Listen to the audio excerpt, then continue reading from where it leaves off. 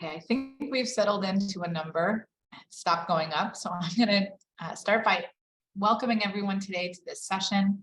My name is Adina Barrios Brooks, and I'm the Associate Provost for Faculty Diversity and Inclusive Pathways here at Columbia in the Office of the Provost.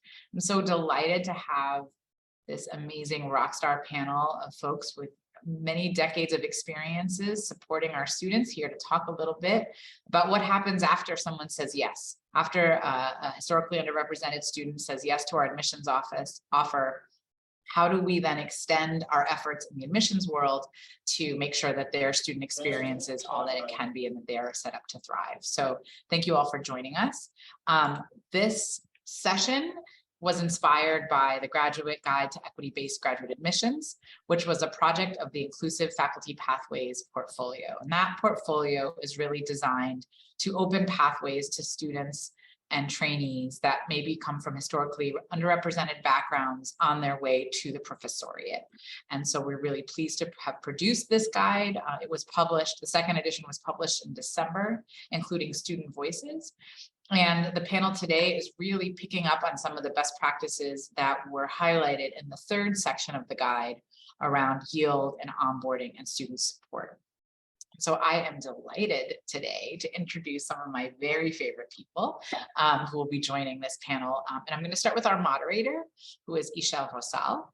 She is the Senior Associate Vice President for Student Life and one of my partners in crime and all things. And she will be moderating today's panel, which features some of our partners across the university. So Ixchel, I'm going to turn it over to you. And thank you so much for agreeing to do this today. Great, thank you, Adina, and thanks to everyone on your team for pulling this great event together. I'm happy to be here. And as already been mentioned, we have a great panel today that I'm going to introduce, and then we're going to kick into the conversation. So we have with us today Celina Chatman Nelson, who serves as the Associate Dean of Academic Diversity and Professional Development in the Graduate School of Arts and Sciences.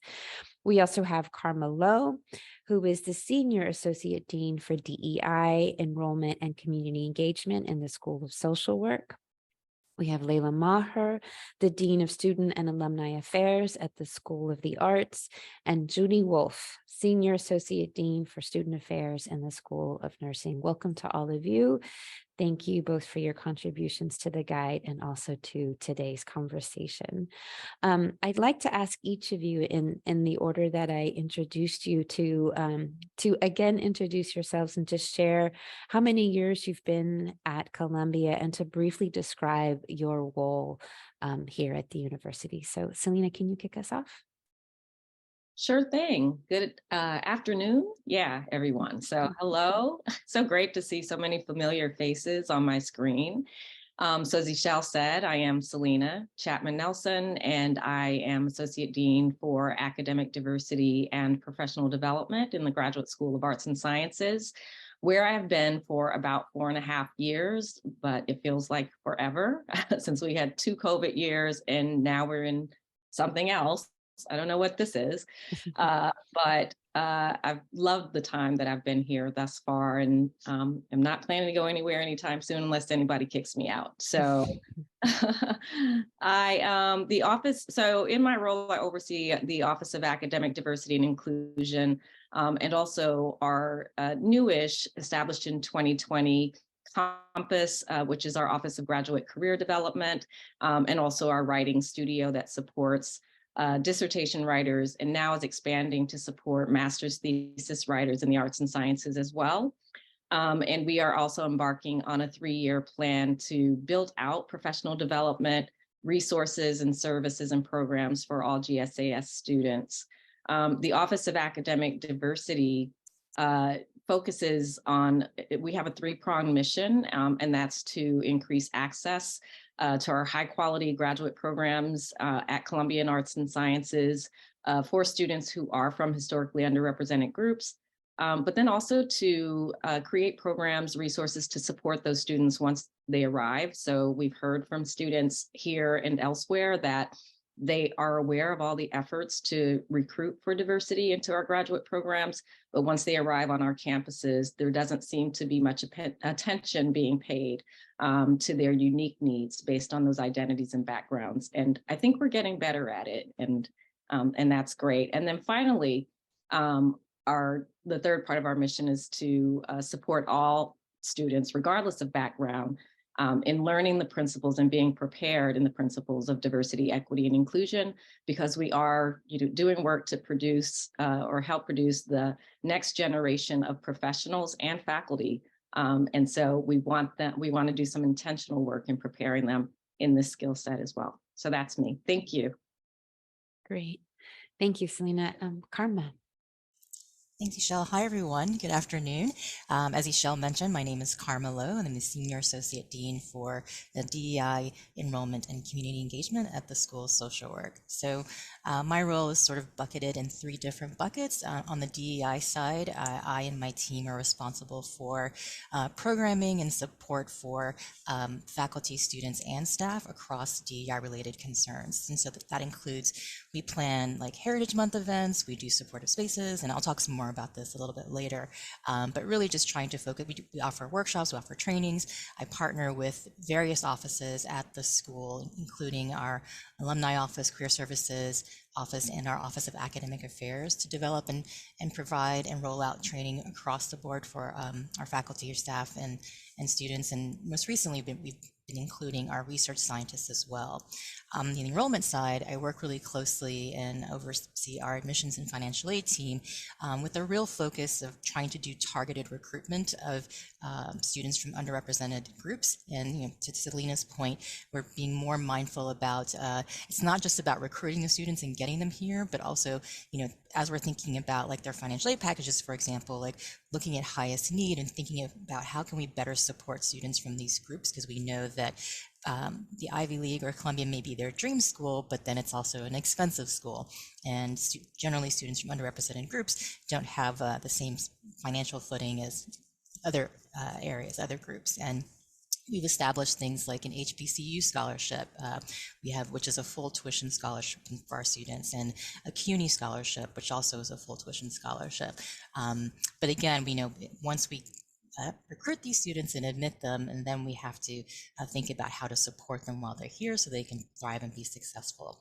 And then finally, on the community engagement piece, I work really closely with our alumni and development team and our dean's office to think about ways and programming that we can engage the surrounding community and really partner with both our Harlem and Morningside Heights community members and try to bring people into this space. Our school is located on Amsterdam Avenue between 121st and 122nd. So we're essentially in Harlem. And so we're trying to think about what that means. And so my job is to really work with the dean on being strategic about bringing the community into our building and into our spaces and providing community support. Great. Thank you so much, Karma. Next up, Layla. Hi, everyone. It's so great to have so many people here. My name is Layla Maher. I'm the Dean of Student and Alumni Affairs at the School of the Arts. So I'm not on the admissions side. I'm in this, we work closely with students once they're here. On the student affairs side, we do, student engagement, registration issues, graduation, student support, wellness, all these things to enhance the lives of students while they're at the School of the Arts. I also manage alumni affairs, so there's alumni programming in that and alumni engagement. And then as part of the Artist Resource Center, it's a center where we have peer-to-peer support for students looking for professional opportunities. This also, of course, happens in programs, but school-wide in our office. Just to say a little bit about myself. I've been at Columbia for 20 years, at the School of the Arts for 12 years. And before coming to Columbia, my family immigrated to the United States when I was very young from Egypt. I was a public interest lawyer before coming to Columbia, so I used to work with tenants in Hell's Kitchen and housing eviction proceedings. And then I ran a legal clinic for the homeless at the Bar Association. So that's just a little bit. And I grew up in the Midwest. So a little bit about me. Thank you, Leila. And Karma, I noticed you just put in the chat, you've been at Columbia, I think it said 19 and a half years. It kind of flashed and went away. So okay, great, 19 and a half. Leila and Karma are in it for the long haul. That's great. Judy, you're up next. Ixchel, I'm also in for the long haul. Excellent. In case anyone's wondering. I'm Judy Wolf. My pronouns are she, her, and hers. And I have been with Columbia, I believe, 18 years, probably going on to 19 in April, believe it or not. And I always like to measure it by my children's age. So when I started Columbia, I had a toddler, and now I have a college student. So that's how I know how long I've been at Columbia. And I'm the Associate Dean of Student Affairs here at the School of Nursing. And I'm also the Director of the PLAN program, Pathways and Leadership and Advancement in Nursing. And I oversee, I have the opportunity to oversee both enrollment with admissions and financial aid. And then in the last few years, I have had the honor to work closely with our students, leading our student support, student service, student life programs. And so it really allows me the opportunity to work with pretty much all aspects of students from the moment they apply till the moment that they graduate. So it really allows me to have a really 360 view of their journey with us. And also as director of the PLAN program, it's one of our initiatives here at the nursing program that we're super proud of. And it's a program specifically that we've created and launched in 2021 that is specifically a support program that offers financial, academic, emotional, and professional support to students from historically underrepresented, economically or environmentally disadvantaged backgrounds. And that looks like first-generation students who English may not be their first language, students who maybe came from a low-resourced high school or rural area where healthcare may not be as accessible as in a New York City setting. And so we created this program in model of a lot of the TRIO programs that are offered in the undergrad, and realized that graduate students need just as much support. And so we created this program to really support graduate students in their journey as they pursue their master's and doctoral degrees. Great. Thank you all. It's great to hear your stories. So we're going to be using a term a lot today in our conversation, and it's also referenced a lot in the guide, which is this term historically underrepresented students. And so because language is tricky and complicated and nuanced, and different words can mean different things to different people, we wanted to share a definition with you, which has been put into the chat, to make sure we're sort of all starting from the same place, or reasonably the same place. So I'm going to give you just a few moments to read that definition, and then we will proceed with our conversation.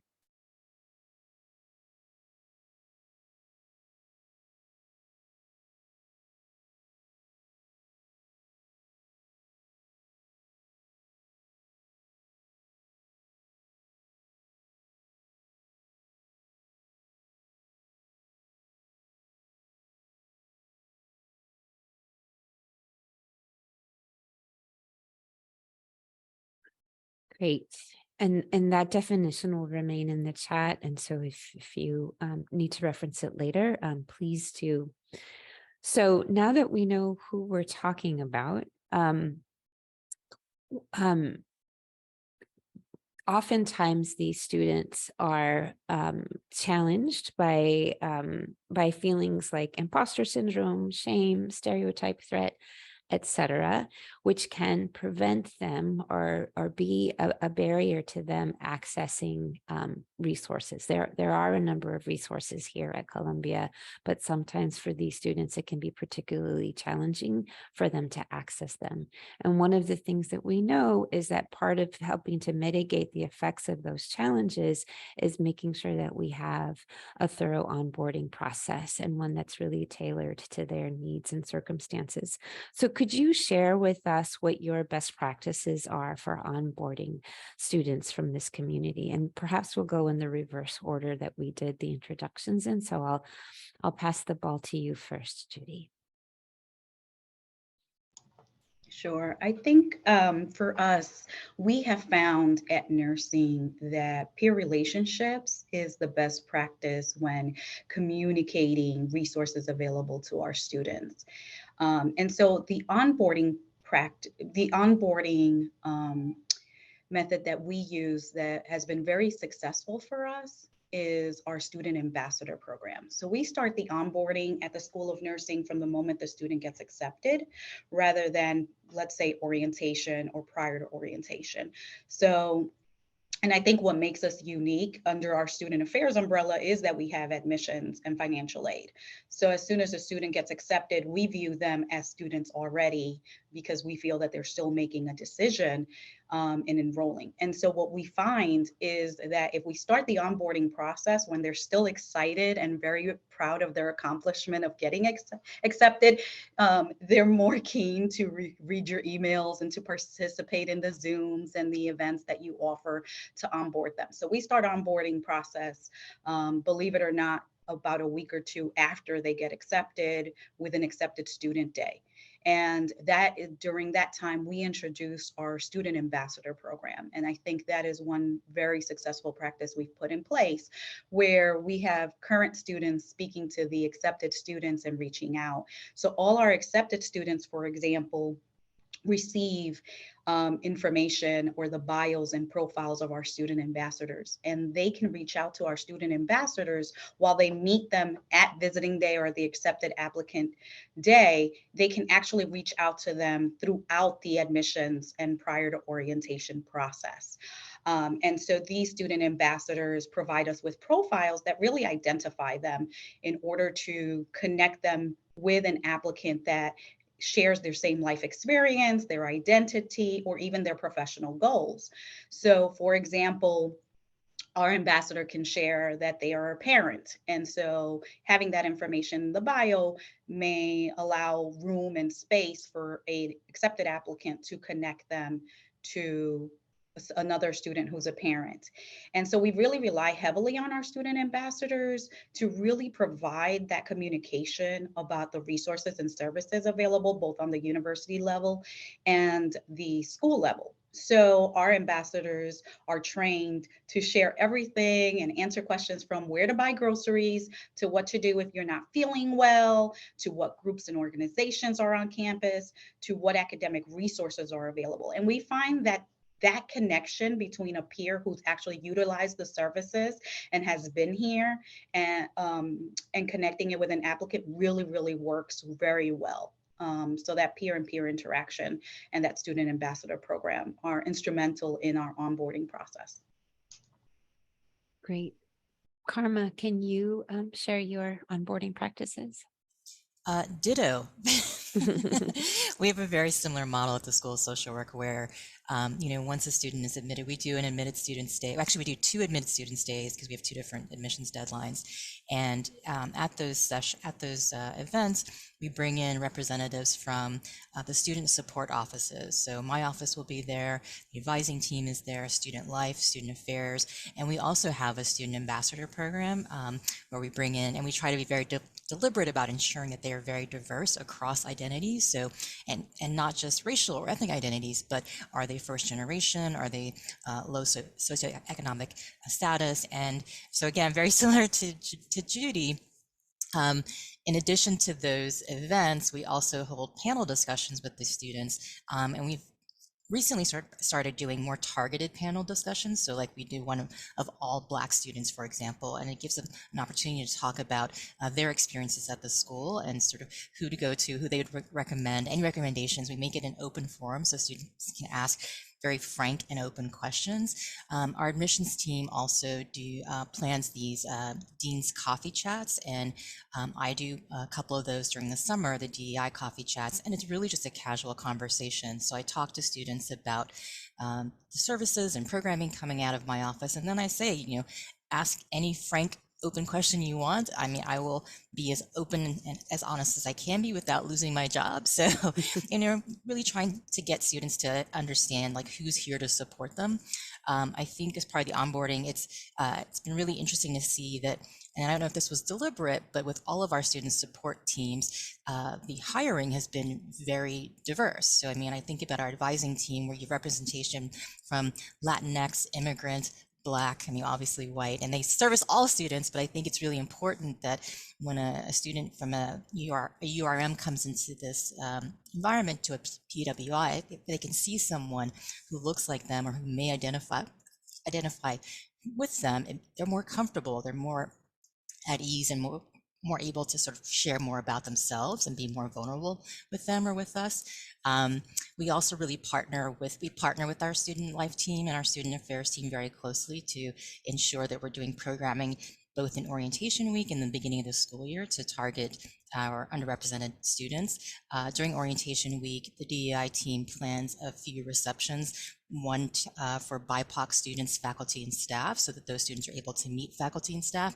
And then we also do one for our queer community. And same things, faculty and staff are encouraged to come and meet and greet with the students. And then throughout the first month of school, we try to advertise drop-ins for our BIPOC students. So if they have any questions or any concerns early on, we're able to point them to resources or to give them advice and ensure that they're settling in okay. Great. Thank you so much, Karma. Layla. So I have to give a huge shout out to our admissions office and our programs, faculty, and the administrators across the School of the Arts. So, we are, our admissions office is really on it during the admissions phase, and they do admitted students events and are in close contact with the admitted students up until the time they get here. We in Student Affairs start communicating with them quite early. And so do the programs. I mean, they really get a lot of attention. School of the Arts admitted students from the programs and the faculty are very involved with them. Our kind of strategy across the School of the Arts is that DEI is something for everybody to be aware of and be conscious of. So it's in everyone's consciousness here. We at orientation, we do a school-wide orientation. We connect students in advance on a Facebook page, and I know they have other groups as well, so they're able to talk to each other and ask questions. We have in our own orientation onboarding around diversity, we have a diversity workshop.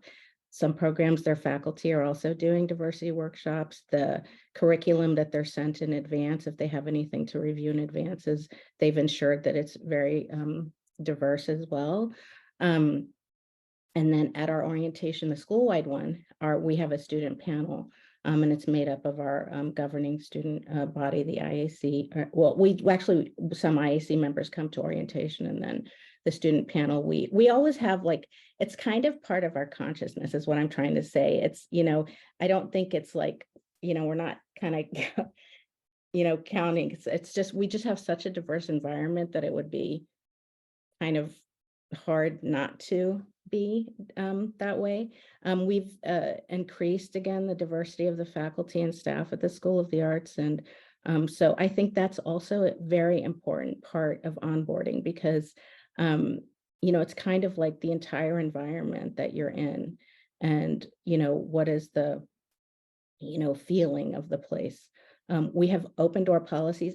Everybody does. I mean, I have, not seen, well, our staff and our faculty, everyone at the school is so, involved with the students. we all have open door policies. They can come and talk to us whenever they need anything. So, that way, if there's a unique situation, we're able to help them. But then students, are hopefully talking with each other and getting a chance to know each other as well. Great. Thank you, Layla. And Celina. Thank you. So I think things in arts and sciences are a little bit different just because we have 77 degree programs across, I think it's 31 departments, and most of the students' lives really take place and, in and around their departments and their programs. So there isn't really a GSAS space. So what we try to do is to create spaces for students across programs and departments to come together, and in ways that don't interfere with their participation in departmental activities. And so the first thing I would say, because I see some of the faculty from our departments here, thank you so much for being here. It's so important. So the first thing I would say to departments is to do what you can to connect the students to school resources and to university resources, because that's just going to increase the breadth and range of the network that they can plug into, because the numbers are just too small for them to be able to build sufficient community within the departments. So that's very important. So a couple of the ways in which we do this at the graduate school level is I think it was Judy who noted that we start communications early on. So as soon as a student who has been admitted to one of our programs, currently that's just the doctoral programs because we don't have a mechanism for doing this at the master's level. But for the doctoral programs, many of them are awarded the Provost Diversity Fellowship should they accept the offer of admission. And so that gives us a mechanism for contacting them very early and saying, hey, you've been awarded this fellowship. And by the way, this is our office and who we are and what we do. And please feel free to connect with us at any time. And then we email students. So those students, but then also at that point, all students who have been admitted who have self-reported as being from an underrepresented group. We email them. I think it's in April sometime to say, hey, we're so excited that you've agreed to join us here at Columbia. We look forward to meeting you. And oh, by the way, here's our office and what we're about. And then we email them again in summer and we say, hey, hi again, us again. This is who we are. And by the way, here are some events that are happening as soon as you get here. So I hope you're able to join us. One of those events is our pre-orientation midday soiree. And we very carefully planned this to take place about so not a whole week, but about a week before regular orientation activities start in their departments, because we know they're going to be very busy. But close enough to where we know enough students have already made that transition to New York from wherever they were. And it's about a half-day event, we include a small resource fair with offices that we think that will be critical to them while they're here. So I think we have CPS there, we have Religious Life and some other offices, even the DDC, the Double Discovery Center for students who want to connect to the community in some way. And then we have a graduate student panel, which is the most important part of it, I think, and certainly the piece that the students appreciate the most, because they get to hear very candidly from students who have already traversed this same pathway and learn from them with their own questions, right? So what is it that you in particular are concerned about in your transition here? And then we have a very short, like 10-minute instruction or presentation on doing an academic elevator speech, because when they get here, what is everybody going to be asking them? What are you studying? And so how do you describe that succinctly and in a way that is compelling? And so we give them a brief presentation on that. And then we do about, I think, 25 minutes or so of speed networking, so that they're going around practicing that academic elevator speech with new colleagues, new friends that they've just met in this setting. The best part of this is that we have coordinated with the GSAS Students of Color Alliance, who every year host a welcome back barbecue for its members and for new students. And so by collaborating with them, we now have this half-day event that, where students are meeting people, practicing speaking with them, and then they get to hopefully, and this has always happened, connect with a few new buddies that they can just walk over to the barbecue with. And it's just such a good time and such a great sight to see. And the students make, I believe, lifetime friends. I haven't been here long enough to see if it's a lifetime, but in doing this at other institutions before, similar programs, there's certainly, people are in people's weddings, their godparents to the babies and all of that. So it's just beautiful. And then one more thing I'll say is that we have, like the ambassador programs that my colleagues have noted, we have our OADI student delegation. And this is one of the things that we advertise to newly admitted students because they're able to join as well. And those students participate with us in a variety of activities, including our recruitment events and our welcome events for new students when it's their turn. And campus conversations, which I'll say a little bit more later, because that's one of the ways that we can collaborate with other units at the university, in that case, University Life. And we do offer them a very modest stipend for that. And it's, I think, $500 per student for the year. And we try to recruit at least 10 to 12 students from across the different departments and programs. Thanks. Great. Thank you, Celina. And thank you to all of you for your responses to that. And I think it was Celina that mentioned connecting students to university resources. And I just want to underscore University Life as a resource, and what you're hearing happening at the school level, either sort of pre-orientation or during orientation. There's also sort of a complementary component that University Life offers that happens in the second week of the fall semester, which is the graduate welcome. And it's a very similar intention to what folks have described happening at the school level, but it's university-wide, where we there's a graduate panel, and we also introduce students to resources and staff that have a shared experience. And so they're able to build those networks even beyond their school through this event. So moving on to our second question. So you've onboarded your students. Now, can you talk a bit about sort of the wraparound programming or services that you offer? And if there are particular ways that you see staff engaged in that work versus faculty engaged in the work of sort of wraparound support for students, that would be great. And perhaps this time we can start with Karma. On the hot seat. So at the school social work, once the students are here, we try to keep them in, we try to plan events throughout the year that really bring students together, but also then bring students together with faculty and staff. As I mentioned earlier, we do those meet and greets during orientation week, and then throughout the semester, my office will plan specific meet and greets for BIPOC students, and this could be like a lunch. In the fall, when the weather is nice, we've done like lunch on the one of our terraces. It could be just like a coffee and cocoa drop-in. We have a DEI. I'm very lucky and blessed that we have a specific DEI lounge here with that space is prioritized for our BIPOC students. And so we'll do some events in that space as well, and really encourage them to come in together and use that space. Every year, starting about 5 years ago, when I was in student affairs, they are doing the DEI work.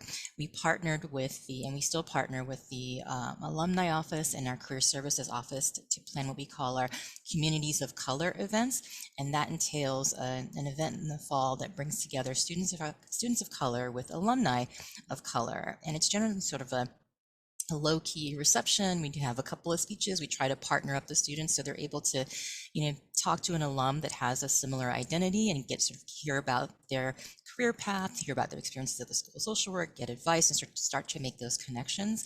And then in the spring, we also do another social event that's really more focused on, again, students connecting or reconnecting with alums, and also reconnecting with themselves. We work really closely to support our affinity-based caucuses, and we partner with them on holding supportive spaces, on planning identity-based events, so that they feel like that they can sort of build on those relationships with their peers, whether it was from orientation or getting to know sort of final year students in the program. We also have sort of open hours for students, and we try to encourage them to come in groups if they have any sort of group-based concerns, and that's been happening more regularly with our students. I'm trying to think what else we do here with our students.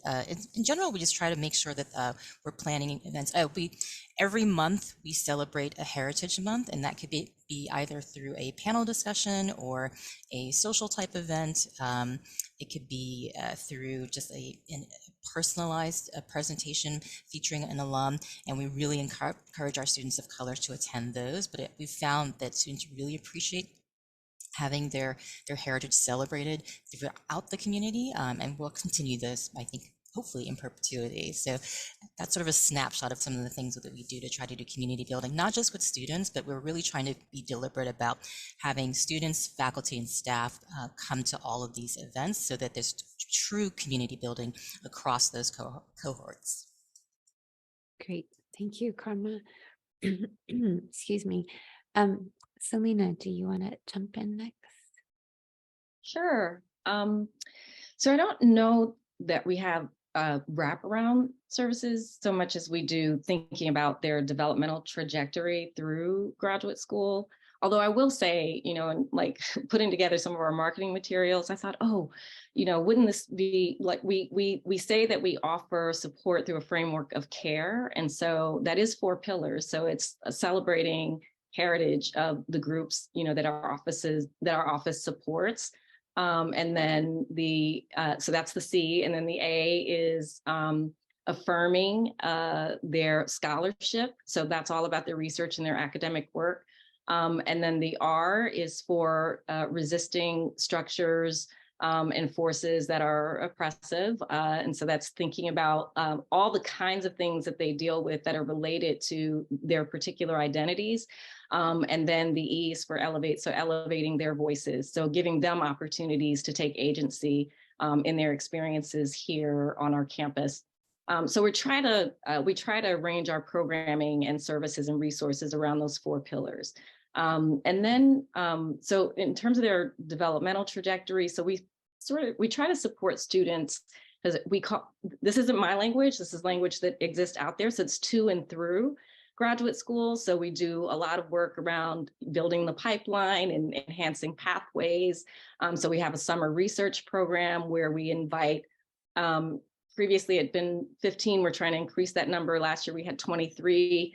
We're trying to get to about 30 to 35 undergraduate students from other universities across the nation to come and be in this residential program with us for 9 weeks over the summer. They stay in the residential facilities here. They work individually with faculty on a project. They get to present their research at a national conference and at an on-campus conference with our colleagues in the Inclusive Faculty Pathways initiative. So, and then recruitment. So we travel to recruitment events across the nation, and we try to engage the departments and departmental faculty in some of this recruitment effort as well. And we try to support the departments in doing that. It's better if they go and with their graduate students than it is if we go. But if they can't go, we do that, and we talk about our programs.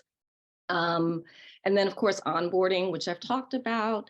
And then we provide support that is bespoke to the particular stages of their academic career. So for example, for students who are at the dissertation writing stage, we now partner with Inclusive Faculty Pathways to host the Inkwell academic writing retreat on campus for about, I think, around 30 students. We've been able to do this. And so, and then there are other steps along the pathway of their journey that we think about. What are the kinds of supports that they need at this stage, and what can we do for them there? And so another example would be for students who are approaching the academic job market. We have invited colleagues both at Columbia and outside of Columbia who work in faculty diversity initiatives at their institutions to talk about the ways in which universities are seeking to diversify their faculty, and because this seems like it could be really useful information for them as they're trying to figure out what their next steps will be. And then, of course, for all students, just in finding a job and thinking about, when they have questions about, how do I talk about my identity or my values, in a job interview, or when I'm applying to jobs, how do I think about the fit between those particular values and in a particular organization that I'm thinking of joining. And then, of course, alumni support. So there's the framework of care, and then there's the developmental trajectory. So that's how we approach it. Thanks. That's great. Thank you, Celina, and for sharing the framework of care. And I just wanted to back up for a second and make sure that folks understood what we meant by wraparound services. And so wraparound, sort of kind of a shift from sort of the traditional kind of service provision and sort of problem solving framework to a framework of care and strengths based support, and connecting all of those dots and being as holistic as possible as you can. So with that, I'll turn it over to Layla. So I have to say that I know this question is about wraparound services, but we do, I guess I want to express the importance of, a team that we do when students are having kind of individual concerns. Again, we have an office where we have a wellness person and myself and others across the in the student affairs office and in the programs that can really work with individuals holistically, actually, and see them as the individual that they are, and work with them to kind of connect them to services, as the individual that they are, because I think our students are so unique that it's kind of very important to continue to be able to do, and I'm not saying that this is saying it isn't, but we do continue to do that. But again, for wraparound services, I think that, at this School of the Arts, it's in the kind of everything we do. We have, our student group, our IEC, actually have to give a shout out to them because they have a DEI committee there, and they've done some amazing programming and are financially supporting other students to do some amazing programming focused on diversity at the School of the Arts. We in the Artists Resource Center are, doing programming as well to support a variety of, kind of questions that students might have. And the position was open for a bit, so we've just hired a wonderful person, and I think we're going to be able to expand that more. But we're all in the programs too. I mean, they have, again, this is on the academic side, but I think you just can't kind of separate it that easily. But again, in sort of the services we offer, like, for example, in the film program, we have a wonderful colleague that runs industry outreach, and she's always got kind of these things on her mind, and supporting students in their own work as they get ready to go into the world. Even our film program started an ethics course that they just put in place a couple of years ago, and so they talk about a lot of the students are required to take the course, and so I think there's a lot of support that's happening both centrally in the student affairs office, but within the programs as well. But we're also going to try to do more. I mean, I met with my staff yesterday, and we had a long conversation about this very thing. What kind of programming can we start to do now that we're fully up and running, to kind of gather students together and with us and with the staff and with across the school, so that they, can come and see us in person. I actually think the pandemic, I mean, we all know it was difficult for so many reasons, but this loss of human connection, I think, was very, very hard. And I know students are going back to class, but I think to have lost that, that memory of that you can walk into an office and you can see someone and talk to them and ask them a question. And humans aren't meant to just continue to only communicate with each other through a screen.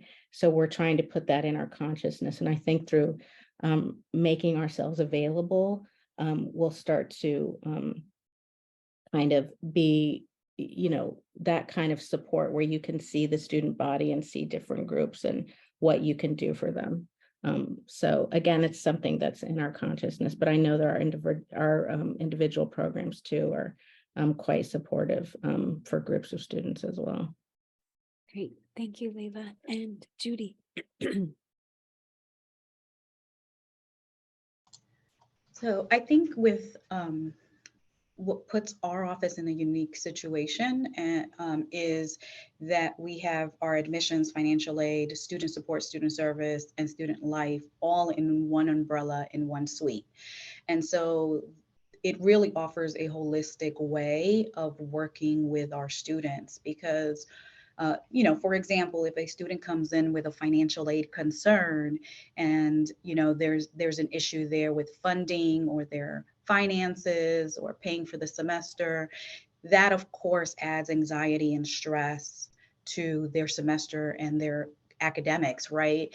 And so our financial aid team is able to go and refer the student, and maybe not even just refer the student, but also walk down the hallway to where our student support social worker is at and say, hey, I had this student in my office. Do you have a few minutes to connect with the student, to set up an appointment, to follow up of what's going on, right? And the same thing happens with our student life. Our student life oversees all our student organizations and our peer mentoring program. And so our students are able to connect with our student leaders are able to connect with our director of student life and say, hey, I have a concern about one of our students who brought this up at one of our student meetings, or one of my mentees brought this concern. And so that student, which could be about financial aid, for example. And then the student life director can then walk down the hall again and say, hey, financial aid, I have a student that I like to refer to you. So I think that makes it a very unique way of looking holistically at the student, because we're looking at students from admissions all the way to the point that they graduate, and we have everything in between. So I think that's really, really crucial for us. The other thing that we have is that we are connecting our faculty with our student support, and they work very, very closely together, because sometimes what we find is that some of our students, we see it in the classroom, we see it in maybe absences of attending class. They miss a clinical, they miss a class, or maybe they did not perform well in an exam. And so our faculty is really crucial in connecting those students to our services. And so we actually recently worked with our university student conduct, believe it or not, to use their Maxiant system for a wellness referral process, so that no student kind of sort of skips the cracks. And so we're able to access, because I think Layla mentioned we've lost that connection during COVID of students walking in. We used to have students walking in through our walk-in hours and being on campus and being in the building. And sometimes with this new hybrid model, they're not on campus. But what we do know is that our faculty sees them in the classroom or in a clinical setting, or is aware that they did not perform well in an exam. And so our faculty then fills out a referral form that goes to our office saying, can you just reach out to the student? And this is why we're asking you to reach out to that student. And that's a great way, because to refer the student to us so that we can meet them where they are, either through a Zoom call or conference call or when they're in the building. But then also what it allows us to do by having this referral form is that it allows us to see if one student has multiple issues or is utilizing our services multiple times. And so now we want to be sure that we can offer student services that there might be a pattern there that we need to address, and how to work with that student, right? And so how do we better prepare to get the student all the tools they will need to be successful in the following semester and to finish the program? So I think that all those kind of offer a very holistic view and a way of connecting all the different departments together. And it's led to some really great services. Like now we have a behavioral team that meets every couple of weeks, and that includes faculty and staff at the School of Nursing, where we bring up specific situations and specific students of, hey, I'm concerned, who can help this student out or who can connect with this student? And that seems to work very, very well as well. Great. Thank you all. I think another thing that we know about student success is if they feel a sense of community and connection, as Layla was talking about, to the folks around them. And I know at University Life, we're really focused on that, helping to cultivate that sense of connection and community across the schools. And we do programming throughout the year to the end. We hold affinity spaces. We do these faculty roundtables, and have hangout events as well as professional development sessions. So I'm curious, and some of this came up in your wraparound services, but I was curious if you could share programming that you all do that is related to students building a sense of community within the school.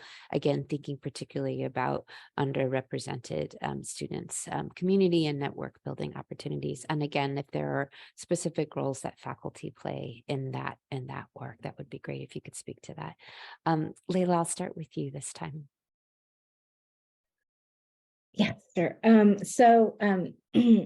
We have some amazing student groups in some of our programs. So our film program has a group that is focused on, it's called Focus actually, that kind of does some programs, programming. The writing and program has our word and Columbia Artists as teachers, and so they're kind of our word is also focused on underrepresented groups, and they invite guest artists to come in and speak, and they have events. Our Interdisciplinary Arts Council, which is a student group, I had mentioned before, planning a lot of events for students. Students on their own can request for funding from the group, and there have been individual students who have been having events focused on, gathering students from underrepresented groups together.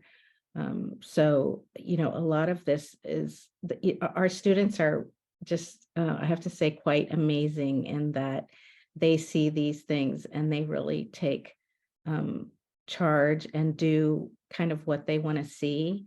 And the important, I think, for our role, important thing for us at the School of the Arts, at least in student affairs, is we want to support and give them space to do a lot of this programming. So, as much as, we want to do things ourselves, like we have, for example, someone had asked the question about financial advising, and our Dean of Admissions is on the call, so she answered the question. But we also do make sure we have panels for financial advising once students are here, and other panels like around the O visa for artists, et cetera. But the community building, it happens individually in the programs. They have a lot of gatherings, and I know even for our film festival, students are getting together when they, when they're graduating and they go. There's so much happening. Like, it's hard to say individual things, but the students, we really do support them as best we can to kind of create their own programming. And I think that's like very successful, I think, to allow them to kind of have agency and do kind of what they want to see. I hope that's helpful. Great. Thank you, Layla. Judy, can you talk about community building initiatives? So I think that our students do a great job of connecting themselves in ways and empowering themselves by creating organizations and student organizations based on their interests and their identity. So for example, here in our student life department, we have student organizations that are very specific to the interests of the student and based on their identity. So for example, we have our Black Student Nurse Association, which is very active here, and it works actually in partnerships with other community-based organizations like New York State Black Nurse Association. So that provides not only mentoring, but also professional networking for them when they connect to outside organizations. We also have, for example, Men in Nursing as a organization, because men and identity, male gender is 10% in nursing, right? It's a 90% ratio here at the School of Nursing. So it's nice that they have an organization that represents their needs and their professional goals and really helps our students connect that way. And recently, I believe this semester, because of the Black Student Nurse Association, it empowered our Latinx students to now do their organization. And now they've started this semester an organization. And so those really provide spaces for students to connect with each other and find a community within the school across the board in different programs, which is also nice because they can collaborate on different specialties and different areas of interest and different academic backgrounds. With that said, we also realize that our students don't have the opportunity or maybe the time to really be engaged in student organizations on a weekly basis or really give that kind of time. And so our student support office has created these student groups. So for example, we have a first generation student group in which students can pop in once a month. There's no membership, it's just announce that this is the day that they're meeting, and then students can jump in and kind of sort of have a community there. So all the first generation students get together and have lunch and kind of sort of talk about their day and what's been going on that month. And we also have a student group for students who are caregivers, which is also good because then we can connect parents and students who are caregiving maybe for their parents or have dependents or have children. And so it connects all these students and also provides them with sharing resources of how they manage their time, how do they find help for themselves as a caregiver. And so those are all unique opportunities that allow students to build community and engagement. So I think that is really, really important. And then, of course, we also have social events that create opportunities. So we have like 2 really great social events that our students rave about, and actually we rave about here because we all want to participate.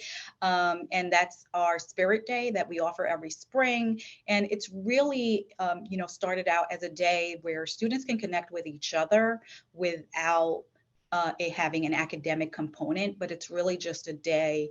It really was came from our students, which is actually the wonderful idea. Our students were like, we need a mental health day. And that started Spirit Day, where they said, we just want a day to connect with each other and not think about everything else and just get to know each other, get to know who we are sitting with. And so we create these, paint and sip events during Spirit Day. They get swag, they get food, and it really gives them a nice space and a nice safe space to do that. And everyone participates. And it's gotten so big, it now becomes a school-wide event, which is really nice. So faculty, it's not just for students, faculty and staff participate in it as well. So it's nice to have faculty and staff and students all sitting in the room doing painting and doing meditation or a yoga class together, and really kind of sort of build that community within the School of Nursing. That's great. Thank you, Judy. Karma, anything you'd like to add on to here? I love following Judy because we're doing such similar things. It's I guess, our shared disciplines. As I mentioned earlier, we do our Communities of Color events, bringing together students and alumni, and regular meet and greets throughout the year to give opportunities for students to meet each other, but also to meet faculty and staff. And I guess the thing I'll add on is that we have an amazing student life team here who supports about, I think, almost 30 different student groups. And some of those are identity based, some of those are interest area based. And so we provide funding for them to plan events. And we also help support their Zoom account so they can do virtual events. So we have a Black Students Caucus, Latinx, API, Low Economic Status, First Gen, Queer Student Caucus. So I think we try to represent sort of across all identities. And, you know, I always ensure that the students know that if they ever want to partner on events and need additional funding to support events, then we're here to support them as well. I think similar to nursing, again, for community building, at the end of orientation week, our student life team plans a boat ride around Manhattan, and the students just love it. And then, you know, certain faculty and staff will go as well. So it's an opportunity for everyone to get to know each other in a very, very casual environment. And so they love to see the deans on the dance floor. I think they think it sort of humanizes us, which is sort of funny when they're like really shocked by the fact that we want to dance and want to engage with them. A similar thing happens in the spring. We do an end of year gala, and by then we've seen that the bonds and friendships that are formed with people, which has been really nice to see to end the year. Our student life team also plans a wellness week during the fall and spring semesters. And so in the past, we had done like a wellness day or self-care day, and we planned programming over one day, but we figured out that, you know, that's just not sufficient for our students, whether they have conflicts with their internships or they're just not able to come to campus. And so giving them opportunities across the board for wellness on any day, we found has been really welcomed by our students. And we also try to do our programming at different times of the day. Our social work students are really constricted with their schedule. They're in mandatory internships. If they're a final year student, they're in internships Monday, Thursday, Friday, and then they have classes Tuesdays and Wednesdays.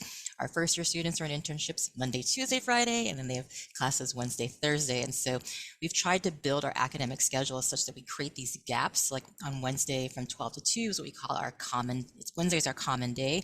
And in that 12 to 2 hours, a space for us to do a lot of programming to catch students who are on campus.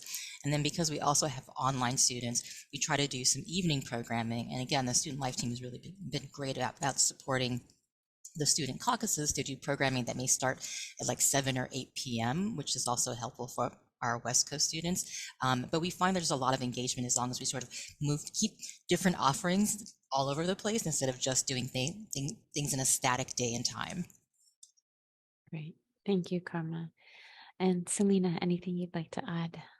Yeah, I'll try to keep it brief and highlight that most of what we do, we make it cohort based around student interest, and in particular around academic and research interests, because we find that that's where we can draw that's the least likely to take them out of whatever existing routines make it hard for them to do other things. And so, as you know, one example is that we have a research collective for students who are interested in doing work that has some sort of public engagement or public facing component. And we take about 8 to 10 students in that collective every year. This year, we don't have it just because the interest wasn't there, I guess. But then we have, through our partnership with CTL, we have a Pedagogies of Race and Oppression learning community. So all of these are structured in such a way that they're by application, and they're open to students from across all of our departments and programs to participate. And then we just collaborate with our student groups. I want to acknowledge the Students of Color Alliance, the Women in Science at Columbia, and a newer group, SACNAS, the Columbia SACNAS chapter. SACNAS is the Society for the Advancement of Chicanos and Native Americans in the Sciences. And then, of course, there's our ASGC, which is the Arts and Sciences Graduate Council. And so they do a number of things, and they also have a diversity committee. So we just encourage students to become involved, and students can also start their own student group if their interest is not represented through the ASGC. And then I mentioned our student delegation. And so again, we try to, bring students together from across all of our departments and programs and at different levels and different degree statuses. And then through our events. So next week, for example, we'll take a group of students to the Universal Hip Hop Museum, and then go and have a meal somewhere in the Bronx around the museum. And typically those events bring together students who haven't met each other before. So it just expands their networks. And we try to do this as much as possible throughout the year to provide as many of those opportunities as possible. That's great. Thank you all. So the last question before we turn it over for questions from the audience is, so you've onboarded them, you've wrapped them in a framework of care, and you've helped them build a sense of community. What we also know is that students tend to disengage over the course of their time, and that for a variety of reasons, mostly because they're pulled into their academic work, which, is understandable, but curious to know if you have thoughts or ideas about how to keep them engaged, because the resources remain, right? But the students sometimes wane. And so how do we keep them engaged in the work of getting and receiving support throughout their time at the university? Judy, I'll start with you this time. I think our plan is a great model of how we keep our students engaged. Like this question actually gives me the opportunity to kind of delve a little bit and speak a little bit more of our plan program and what we do here at nursing, and why it's been so successful is because of the continuous engagement that happens between the students and the school. So our plan program, what it does is that it creates a cohort within a cohort, if that makes sense, right? So we accept about 200 students in our master's entry program, but we have about 20 to 25 students who belong to plan. And this represents historically underrepresented students, as I mentioned, and students who have come from low-resourced backgrounds. And so they go through an application process, they apply for plan under the understanding that plan is a 12-month commitment, right? And so it's not about just providing these resources at orientation or during the onboarding process, but for the first 12 months, because we know that the first 12 months in the first year is crucial in undergraduate and graduate in order for them to feel connected, stay established, and build a very strong academic foundation in order for them to graduate. And so the plan program provides academic tutoring, academic peer coaching. It also provides a mentoring program. It also provides financial assistance in the ways of a scholarship. And it also provides for fees that are additional fees that come up as a student, such as like a membership fee to belong to a professional network. Or for example, what happens if you don't have internet? What happens, at your location, at your home? What happens if you have run out, have food insecurities, which I think somebody brought in the chat. And so these kind of emergency things that happened to students throughout their first year that can create these obstacles. And so how we engage our students in the plan program is that we meet on a monthly basis. So we meet with them on a monthly basis. Myself and the rest of my team meet with them to kind of sort of go over how's your month going, what's new. We bring in speakers of these resources. So we may bring in our alumni office, we may bring in career development, we may bring in our diversity office. So we may bring in all these different, sometimes we'll bring in our own program directors who will come in and talk, and faculty will talk about resources. And so this happens every month. Because they have academic tutoring and they have peer mentoring, there's also that connection there throughout the year that is part of the program. And then finally, they connect with an alumni for professional networking. And so for 12 months, they get this one-on-one interaction every month that they know. And so they are kind of reminded of the resources that are available to them in those 12 months by those meetings, by their interactions with their coaches and with their mentors. And then it also provides an opportunity and a space for these kind of unexpected things. So for example, if their refund has run out for food or they had an emergency or, unfortunately they were a victim of a crime. So all these different things can come up in these meetings that provide us with information of how to support them throughout the year. And so it's almost creating a cohort within a cohort. And what we have found, and what our students have indicated in the surveys and in the focus groups that we have given them about plan, is that they appreciate that the resources come to them, and that they know that every month they're going to be able to meet and sit together as a group and find out what's going on. And it's something even as simple as, hey, did you know that did you know that student mental health is having a workshop, or, hey, did you hear about this speaker that's coming on campus? Did you see that? And sometimes, a lot of times, what we find as a student is like, oh no, I was so busy, I didn't read that email. Or, hey, did you know that there's a scholarship available? Did you see the email from financial aid over the scholarship? And then all of a sudden, everybody's logging into their laptops looking for the scholarship, or on their phone, right? And so it really has created, the key of plan, and I really think the idea of plan was to create something sustainable that will last the first year of the student, not just something that we give them like a scholarship, which is wonderful, but it's something that they see when the bill appears, right? And their tuition. But with providing academic support and meeting them monthly, it really provides them with support throughout the first year. Thank you, Judy. Celina, anything you want to add to this idea of continuous engagement? Yeah, it's a challenge. So we just try to communicate with them via multiple modes, make sure that they're aware that we're here. We try to send messages to their departments through the directors of graduate studies and the department administrators, especially when there are kind of more higher stakes opportunities available for the students that we don't want them to miss.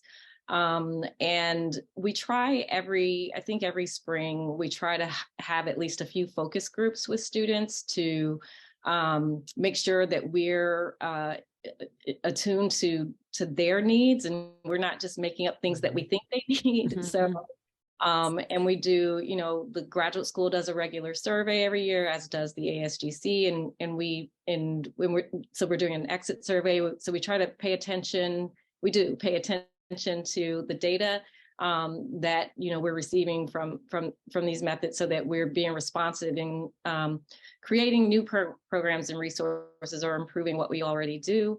And then I think it's important for Columbia is, as someone has already noted, it's so large, and we always hear decentralized. And so, but it's my job to know as best as I can what all is happening on campus, what's available for our students, so that we can corral those resources for them and not duplicate what already exists.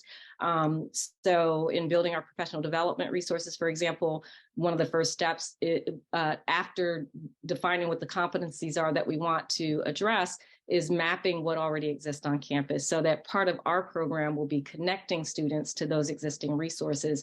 And then we create where there might be gaps in need. And then I would say, just, on top of that, collaborating wherever possible. I think that's so important. I think it expands our own knowledge about the university and what's available, but also allows us then to connect our students more broadly to everything that's available to them as a Columbia student. Great, thank you. Karma.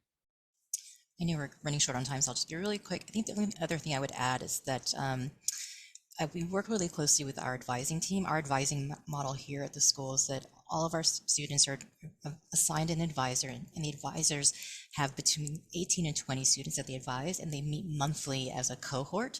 And so, and they're topic-based meetings, and we work with the advising team to talk about like what's really needed or important for our students. And then as feedback comes out of those groups, they will funnel that back to the respective offices as needed, including the DEI team.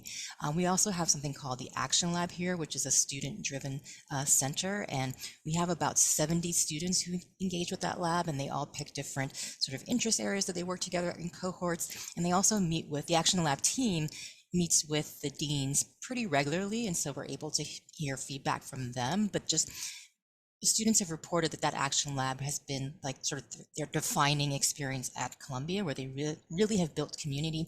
They've stayed engaged, they attend events, etc. And I think the last thing I would add is that to keep students engaged is to show up at their events. I mean, a lot of times students plan events and they feel like, where are the administrators, where are the staff? And so we try to really encourage our deans and our other administrators and staff to show up and really engage with our students, so that if they see you at one event, they say, oh, maybe I'll see them again at the next event, and that helps to keep them engaged.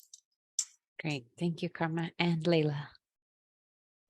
Yeah, I actually appreciated when Celina said it can be challenging. So I think, our students are just so busy, right? With kind of what they're here for. And I try to be sensitive to not over emailing, because it's just, I think that's part of the stress level of the students, is all the emails to keep up with. So, but, so we try to consolidate, getting information out there. I think it's good that at least those of us who've been at the university a long time and understand kind of the complication and what offices are where, so we can always connect students to whatever they need. But most important, so we have a student affairs newsletter where we'll kind of put every weekly that we put a lot of information into it for the students. Our IAC, the Interdisciplinary Arts Council, has a weekly newsletter they send out too. And then our programs have their own newsletters that are going out with everything that's going on. But I think what's most important and what's been most successful at the School of the Arts is, again, the collaboration across the school. So, we're not seeing the students every day. The faculty are, and the staff in the programs are very close to them. So we have such a collaborative relationships, so that they, with their confidence in our office, when something, comes up, they're also making sure that they know the resources that are available, or they'll send them to us as needed.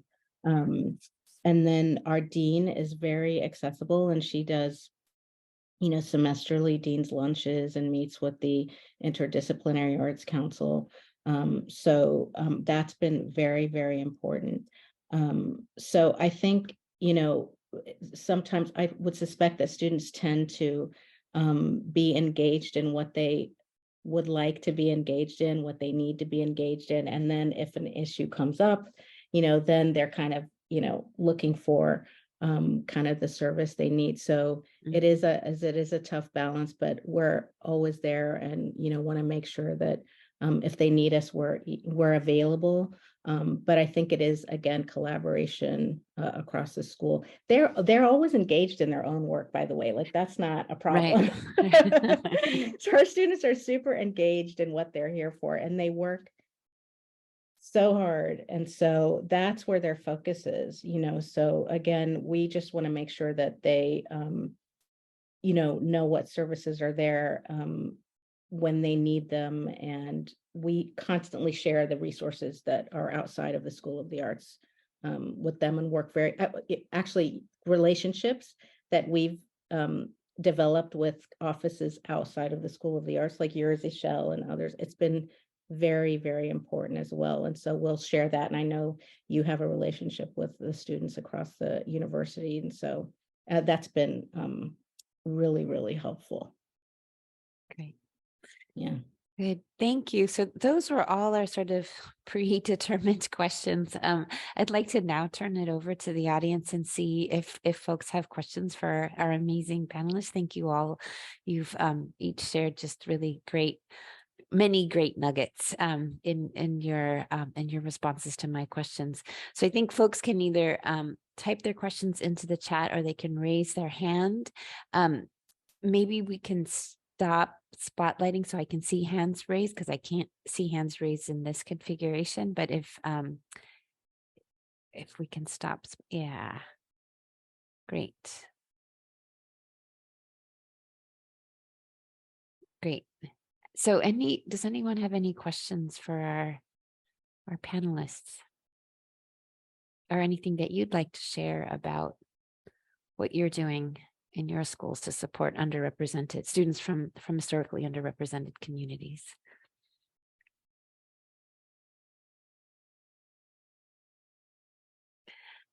I think our panelists have given you a lot to consider, so that's great. Hopefully you took a lot of notes, and of course, I think any of us would be available for offline conversations if you have questions that come up as you're trying to think about how to apply some of what you've heard today into your school community. Victoria. Hi, can you hear me? Yes. Okay, I put my question in the chat, Okay. but I just kind of wanted to ask it. So I was wondering how, this is for every panelist, how you engage students that need to support themselves through working while they're full-time students. I know a lot of students that work like 20 hours a week to try to support themselves or even their family. So I'm interested in hearing how you engage that way. Great. That's a great question, Victoria. Does anyone have any thoughts on that? Folks who are working while trying to be part or full-time students. I can jump. I can, oh, Karma, sorry, you go ahead and then I Okay. can. Our advising office offers time management workshops for students. So if we hear anecdotally from the student or maybe a faculty member or their advisor that they have to work part-time and they're concerned about managing that with their student workload, then we make sure that they either meet one-on-one with the advising team or attend one of those workshops just to help them sort of map out literally, Sunday through Saturday, what their day looks like, what's reasonable, how they're going to spend their time with readings and their field work, etc. Great, thank you. So I think there are the central, I think CPS does some time management workshops, so we would let the students know about that. But in our case, because the workload around kind of the production and being an artist, our programs are film, theater, writing, and visual arts, and so they're very, like I said, focused and busy with that. Our faculty, I have to say, has been really amazing around working with the students to try to help kind of what, the time. So if they need time to do something else, they do their best to work with them. And we'll also, of course, support as much as we can. But I have to say, I do think it is a challenge when you come to a school, a graduate program that is so intense, and then you're working alongside it. So we will support the student as much as we can. The faculty and the programs do, I know. And then if we need to collaborate with the programs to kind of work something out for individual students, we will do that and advocate for them as best we can. But keeping in mind, in the end, we do want to make sure that the students are kind of doing what they are here to do and getting the information and the education that they need. So I think it's a balancing act. And I also worked in college, so I know it's tough. So we we do our best. Great, thank you. Checking the chat. Any other questions? Any other questions from the audience for our great panel?